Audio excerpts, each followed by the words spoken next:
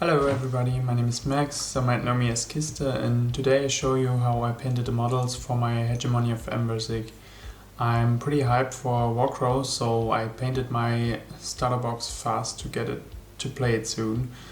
And for the method I used and kind of perfected these last years, I basically used Slapchop, an Enamel Wash, and then add details to get a good result on a tolerable amount of time. Those are my first steps with painting videos, so I recorded it in English and German. So please leave me some feedback how you like it better. That would help me a lot. Thanks. So I used to prime most of my miniatures black and then spray gray from the top, like you see here. Following the well-known Slapchop technique, I dry brushed the model afterwards with white. So you can color it in with translucent paints like contrasts, inks, speed paints, anything you like. You can see here when I dry brush the white, I sometimes focus more on the top surfaces, repeating the dry brush there to make them more prominent. I also leave out the metal, as I will paint this with classical metallic colors. Then I start painting the model in with inks, like one color at a time. Here I start with the skin. You can use any kind of speed paint here, whatever you prefer. I personally somehow ended up with inks because I think they cover very well. As you can see, I remove excess ink from the brush and from the miniature all the time to reduce the pooling of too much color in the recesses. After all, you don't need to be all that tidy in these steps, as the recesses will be covered later and you don't have to mind the metallic parts, because those will be painted with regular metallic paints. And the Enamel Wash will take care of the recesses when you paint those over, maybe. Sometimes you also need 2 thin coats of paint, like especially with the brighter colors, like here on the pants. I take this bright dip to get a kind of off-white color. And to get a good coverage in all spots, I use 2 thin coats to get the result I want. With the second coat of dip or ink, you can be a bit more sloppy, because mostly you will only need to get it on the top surfaces where you want to have the color in the strongest coverage.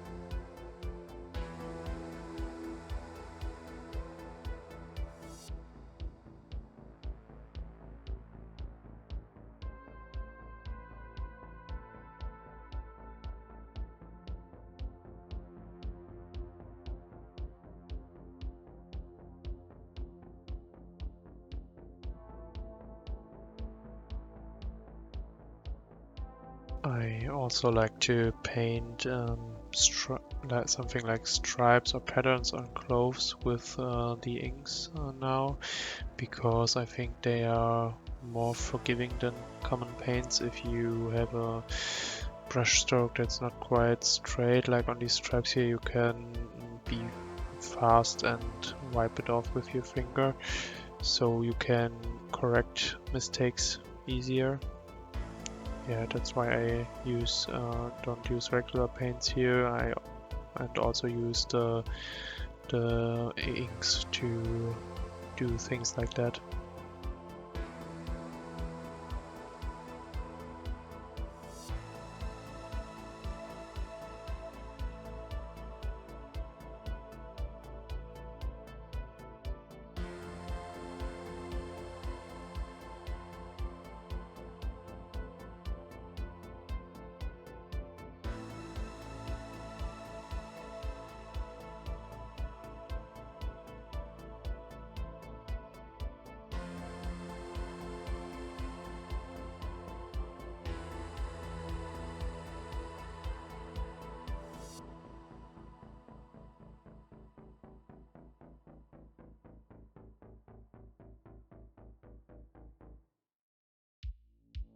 Sometimes I use colors in a specific sequence, like here I started with the brighter yellowish ink on the trim of those boots, because the sequence can be important here. If you make mistakes with the brighter color, you can easily cover them with the darker one later. Like here I go in with the darker brownish color on the boots, and if I would have made mistakes with the yellow one, you wouldn't see them after I put the brown over it.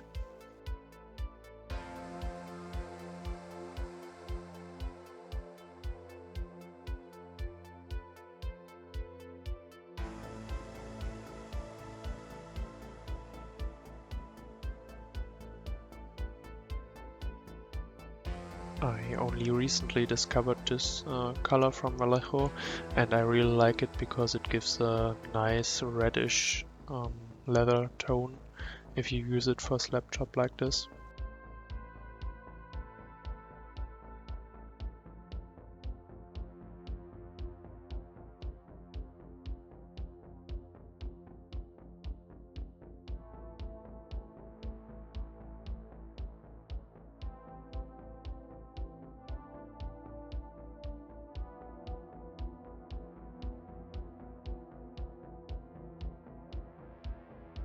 I find this part of the painting process really relaxing, kind of just coloring in the different parts and watch the black and white underpaint disappear, watching the model take form, you could say.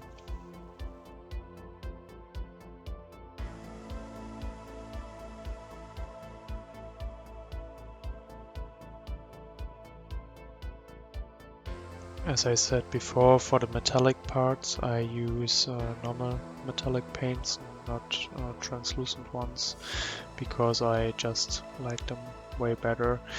I found scale color to be my favorite here, as I really love their coverage, and you can do cool blends with the easy blends with those. Yeah, sometimes with dry brushing you can get real cool effects. I just like how you can paint with them, but that's a personal preference, as most things are. And yeah, as you can see, I color the armor of the models with dark metal, and these are some of the most time-consuming parts, together with the golden trims later, because it takes a huge part of the model and has a lot of details. But it's worth it, I think, because it will be a huge focusing part of the model later.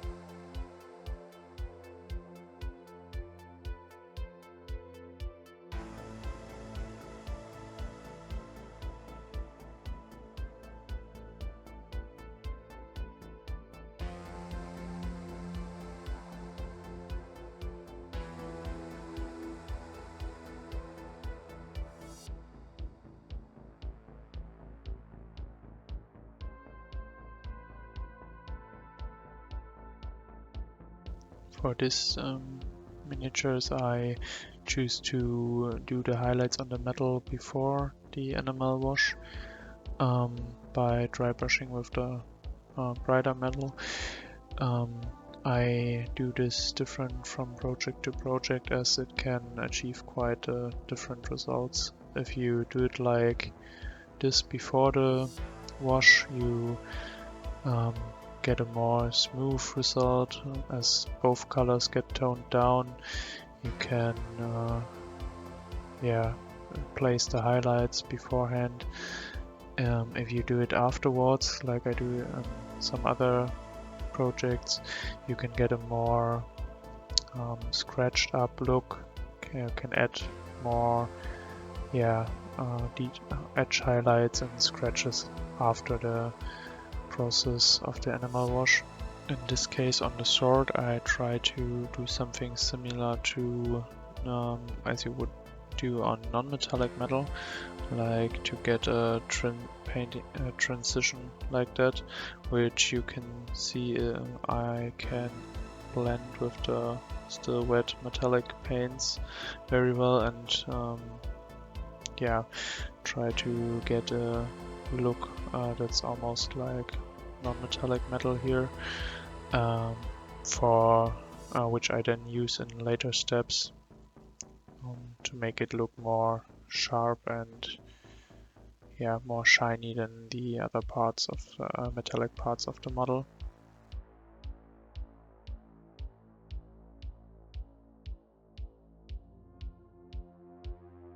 I then start on the gold details with another color I recently discovered and really like. It's a Necro Gold from Scale Color. I think it has such a cool tone.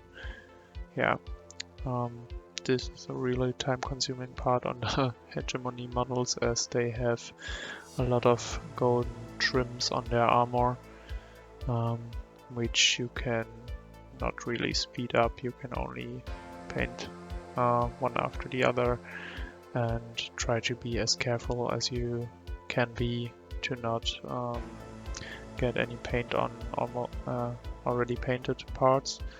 But that's another good thing about the Scale Color Metalics. If you are fast, you can wash out your brush and get some water, and can sometimes even wash them away still if you made a mistake.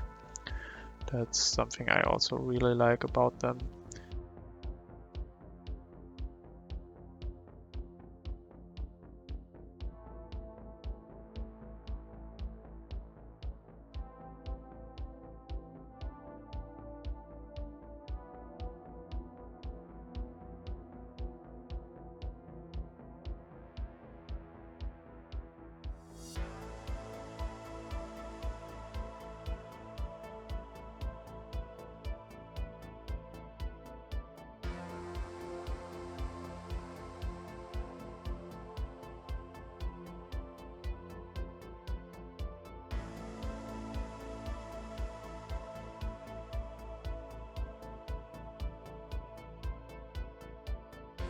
Here you can see what I meant before, as I made a mistake and got a lot of gold on already silver parts on the model, and I just could easily wash it away with water, as I was fast enough that the paint didn't dry.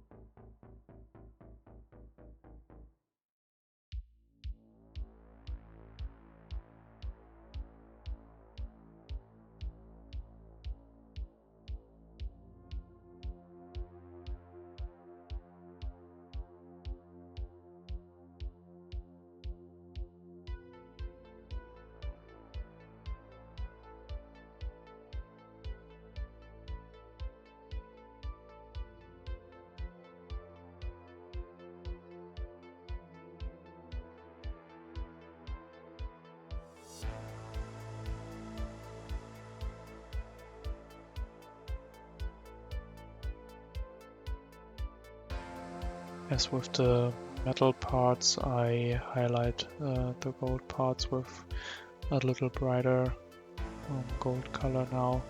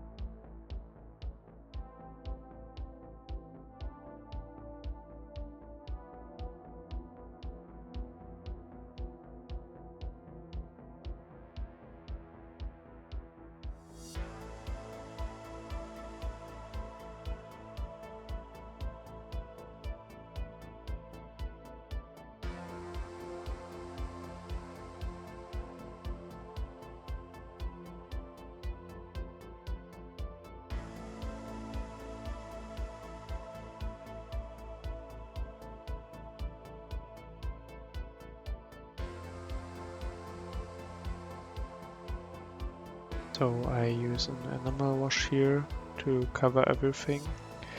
I kind of use it as a unifying wash to give all colors the same tone, you could say, to make them all come together. You could use an oil wash too, but on smaller projects like this I prefer the enamel because it dries faster, and while I remove oil washes with a paper towel, you would have to be really fast with enamel because of the faster drying time. And yeah, here I will then use a Q-tip soaked in white spirit to remove the oil wash, as you can see now. Yeah, I think it's less random than with my oil wash technique, which I use on bigger projects, and it, yeah, as I said, gives me more control. I can remove a bit less here and there, remove almost everything on points where I want to see through more, like on freehand, stuff like this, or the blade which I want to look really clean, so I clean those more thoroughly.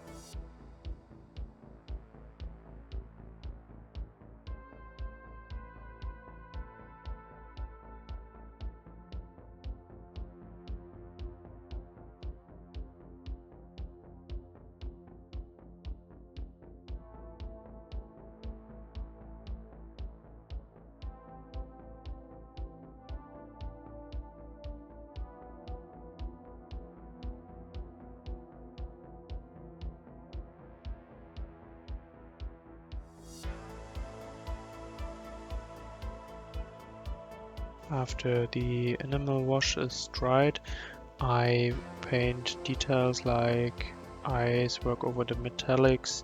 In this case, I color them with inks, like you see here with black ink for the famous Black Legion steel,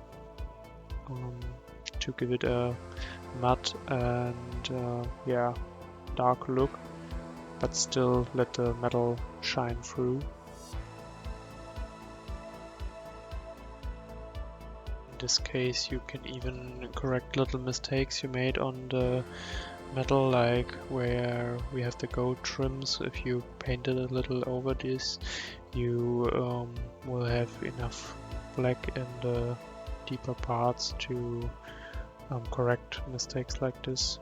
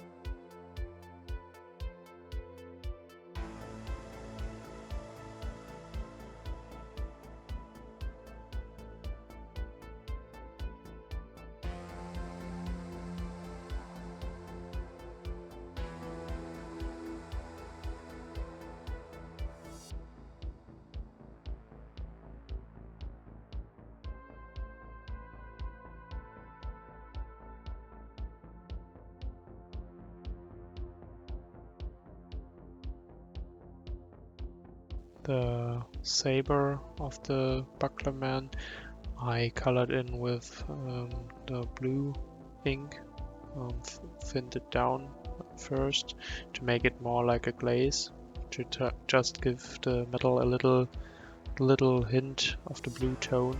I think this makes it look more like some sharp steel. I kind of paint my eyes always in the same kind of way. There are a lot of, let's say, personal preferences here. Some paint them with colors. I usually only paint them black and white.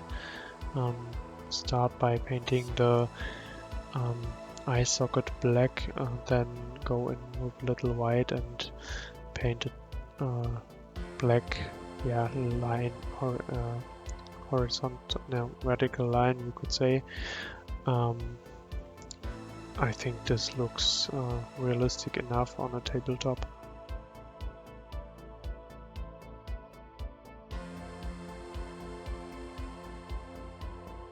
Prepare my models for basing. In this case, I colored the base top in brown to have something beneath the base cover I will use. So if there are places where the bottom shines through, there won't be just black.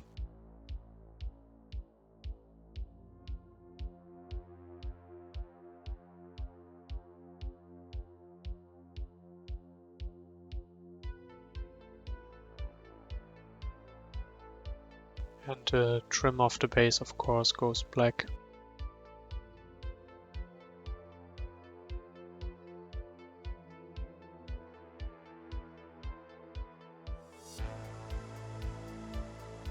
To base my Warcrow models, I used crowd cover products,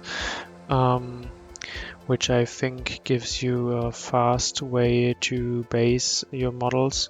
They have a lot of awesome mixes and they look really realistic. So I start with their crowd tag here and then add the Soil of Sparta crowd cover, which gives me some Mediterranean feel, which I think fits the Black Legion very well. You can see that I place some of the bigger parts of the mix by hand to have a little control over how the base looks, but still this is a really fast and easy way to get cool looking bases, I think.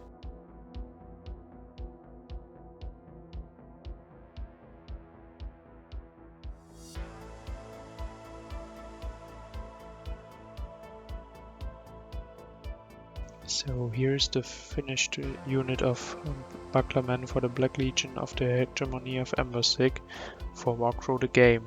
I hope you liked them. Stay tuned as the northern tribes will follow soon as the Orc Hunters picked up the track. Thanks for watching the video.